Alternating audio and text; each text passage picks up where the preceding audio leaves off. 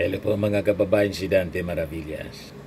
Ito po yung latest ngayon. Nilinaw po ng isang leader ng Iglesia ni Cristo, ni Brother Edwin Sabala, tagapagsalita ng Iglesia ni Cristo, na ang INC rally daw ay hindi layunin na pabagsakin ang gobyerno, kundi ang sigaw ng libu-libong nasa Quirino Grandstand, transparency, accountability, and justice lang. Ito ang post ngayon mga kababayan, 1 hour ago ni Ariston Ramirez Manawis Jr.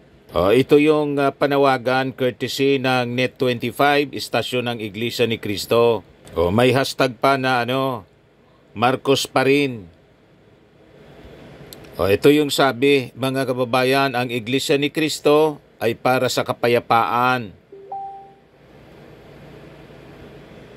Yan ang sabi niya. Tawagan natin ito para sa transparency. Hindi po natin nilalabanan ang mismong pamahalaan. Hindi daw nilalabanan yung pamahalaan. Yan mga kababayan. Ang mismong pamahalaan. Ang ating nilalabanan ay ang kasinungalingan at kasamaan.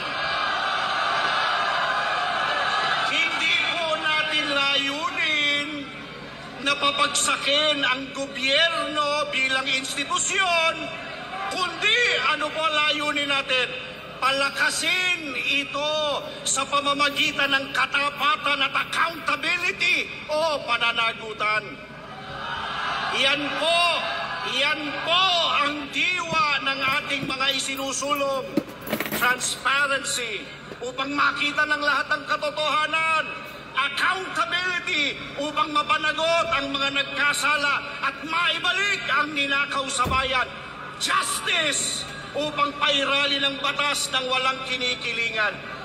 Baka hindi nila tayo narinig.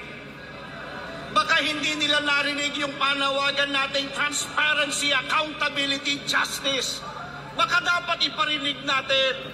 Isa-isahin po natin sa kanila. Ano po yung una? Ano yung pangalawa? Isigaw natin yung pangatlo. Mga kababayan. Kaya lang, sabi nga natin mga kababayan, hindi pa rin tayo pwedeng magtiwala sa kanilang mga pinagsasabi kasi sumisigaw sila ng transparency, accountability, pero kaisa nila si Sara Duterte. Kontra sila mga kababayan doon sa impeachment trial para kay Sara Duterte, kaya mahirap po paniwalaan itong sinasabi nila.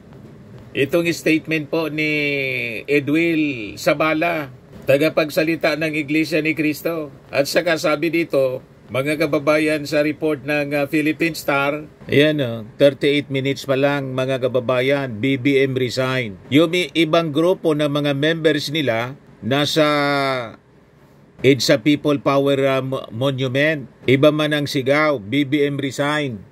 Yan members of the United People's Initiative, Iglesia ni Cristo, and other groups calling for the resignation of President Ferdinand Marcos Jr. gather at the EDSA People Power Monument in Quezon City during their accountability, justice, and integrity rally on Sunday. Ayan ang mga hawak-hawak Volunteers for Inday, for President, for Sustainable Development, BBM resign. Diba, mga kababayan? Pero yung grupo ng mga DDS, saka po, maisog, grupo ng maisog, binawal na makisali doon sa Quirino Grandstand kasi ang sigaw daw BBM resign. Ayaw nila daw ng BBM resign. Pero yung ibang members ng ng Iglesia ni Cristo nakisali dito sa EDSA Shrine na ang sigaw po BBM resign. Ano ba talaga?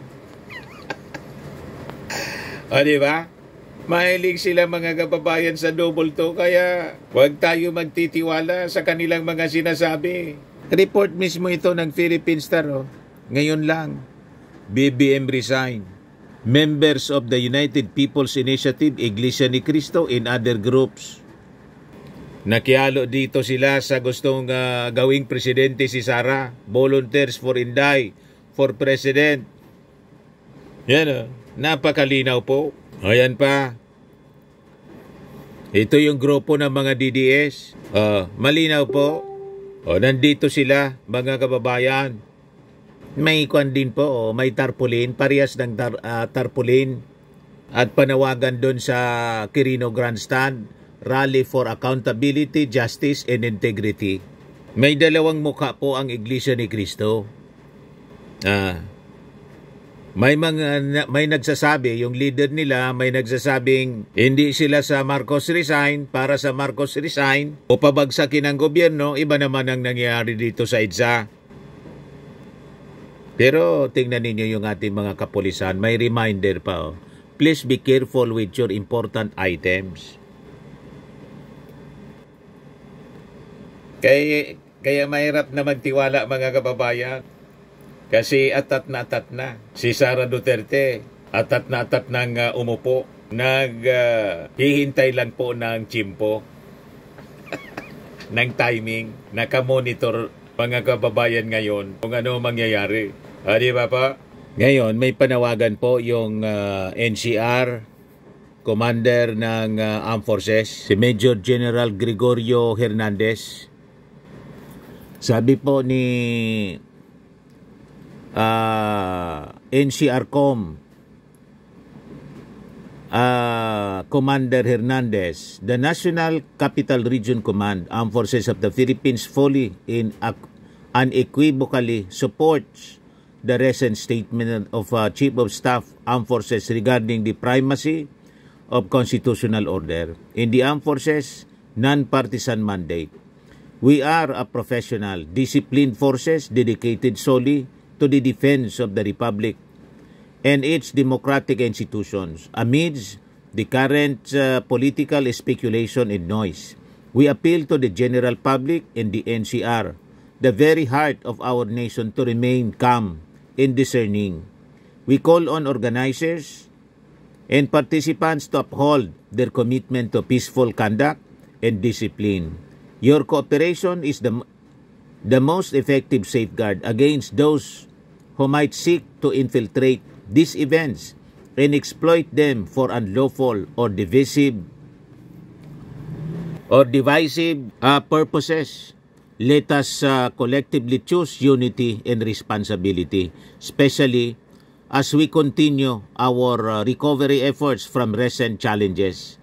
The NCRCOM stands firm. We will serve honorably, maintain safety, security, and stability in the National Capital Region, and preserve the integrity of our democratic processes. You can rely on us, sabi po ni Major General Gregorio Hernandez. Kasi may mga nanggagatong ng gulo, tulad nito ni Anjo Iliana. Kumanta na kung sino talaga ang mastermind. Sige po ang paggatong. Nananawagan ako sa Armed Forces of the Philippines. It's time. It's time. Dapat nito kasuhan ng sa Armed Forces of the Philippines, sa Philippine Army, sa Philippine Marines. Kasuhan po ng inciting to sedition. Sa Philippine Navy, sa Philippine Air Force. Sama mo na rin yung Coast Guard. Kahit bullshit yung boss dyan sa Coast Guard, masyadong bias. Sibakin nyo na lang yung admiral dyan. Laging kakampi sa gobyerno kahit anong mangyari. Nananawagan ako sa inyo. Mag-usap-usap kayo. Anong gusto nyo mangyari? Mamili kayo. Paalisin nyo si Marcos sa Malacanang o magkagulo dito sa Maynila, magkapatayan, magkasugatan, magkaduguan, magkasunugan. Kaya AFP, Armed Forces of the Philippines, kumanta na, tinuro na ni Santico ang mastermind. Ang mastermind, si Bongbong Marcos, tsaka si Romualdez na hindi sinama sa ICI investigation. Mawalang galang na AFP. Pakita nyo na ngayon ang tapang nyo. Pakita nyo yung integridad. Para sa taong bayan kayo. Hindi kayo para dyan sa mga nakaupo sa Malacanang. Ang dami nang ninakaw. Kinanta na. Nakikiusap ang taong bayan. Nakikiusap ang taong bayan hindi lang ng Maynila, kundi ng buong Pilipinas at buong mundo, pati mga OFW galit na. Kung pwede lang, AFP. Huwag nyo nang pakinggan yan si Browner. Dinabaling makulong ako, okay lang. Ako nagsasalita sa totoo lang. Kumilos na kayo. Kayo ang aming pag-asa. So I think dapat isunod itong si Anjo Iliana kay Congress Mio kasuhan na po ng inciting to sedition. Hindi pwedeng palampasin ang ganitong uri na mga pag-ugali po. Sabi niya naman na handa daw siyang makulong. Di ikulong na mga kababayan itong kababayan ko na laos ng aktor. Ito pakinggan ninyo mga kababayan yung interview kanina po kay Senator Win Gatchalian tungkol dito sa sinasabing insertions. Itong akusasyon po ni Zaldico. So pangalawa, mayroong mga projects doon na nasa Valenzuela. So inimbestigahan ko kung ano itong mga projects na ito. Itong mga projects na ito ay mga secondary roads. Hindi ito mga major roads, hindi ito mga national road. So nagtataka ako kung mag-i-insert ang Pangulo, bakit secondary roads? Bakit sa mga minor roads hindi gumawa ng highway o hindi gumawa sa kaduda-duda po yung kwento. So nakakapagtaka, hindi tumutugma na yung projects, maliliit na projects imbis na malalaking projects.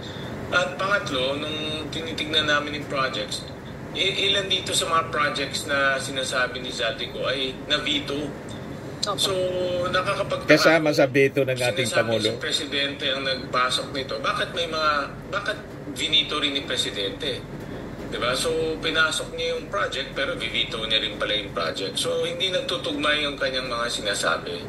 Opo, hindi ba pwede, sir, na baka kasi may mga makaisip? Although, sige, hindi niya siningit sa NEP. Hindi ba pwedeng pinahabol niya during the last part na, during the bicameral conference committee?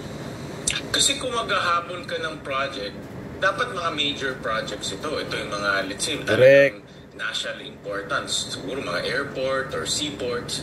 Pero katulad din sa Valenzuela, minor project to. LGU kayang gawin na nga. In fact, sabi nga ng LGU sa akin, hindi kailangan itong project na ito. Tapos kung mag-insert yung Pangulo, hindi na sana siya nagreklamo.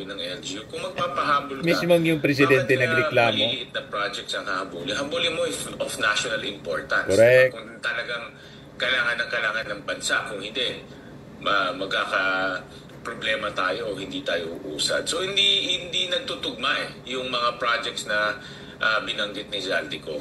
So sa palagay niyo ba, Sen, may weight, may bigat itong mga alegasyon ni Zaldico at may inaasahan pa tayong third part Nasabi na yung third part? No? Hindi ko alam kung ano yung kanyang ilalabas pa. Pero so far, base doon sa mga nakita kong project at base sa pag-analisa ko, hindi nagtutugma yung mga revelations niya. Kaya nga nasabi ko doon sa interview natin, ang pinakamaganda dyan, umuwi na lang siya at magpakita, mag-execute ng official testimony, execute ng official affidavit at ipakita niya kung ano yung nalalaman niya. Kasi napakadaling magsalita kung nasa labas ka ng bansa. Pwede kang ano-ano sabihin mo, napakadali dahil wala namang mag-hold sa'yo to accountability. Yan po lang mga kababayan, ang short video natin. Paglilinaw ng mga kaganapan ngayon. Atid sa inyo yan itong napakagandang product natin na binibenta online. I am Worldwide Amazing Pure Organic Barley from Australia po. Yung mga gustong mag-try nito po, mag-message na lang po kayo sa akin.